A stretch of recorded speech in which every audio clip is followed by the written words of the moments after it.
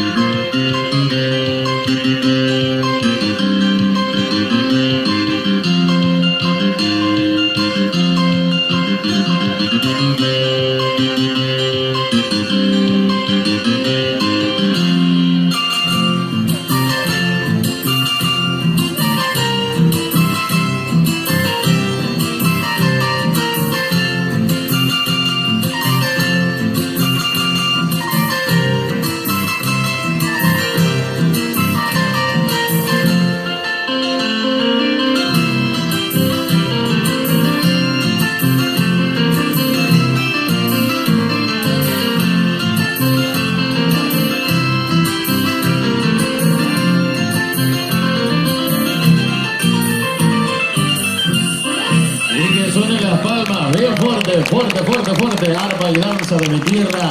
El cuerpo de danza folclóricas paraguayas Panambí del Centro Cultural Paraguayo Silvio Morínigo, desde el Partido de la Matanza, presente Paraguay, aquí celebrando su independencia y el Día de la Madre Paraguaya. Buenos Aires celebra Paraguay.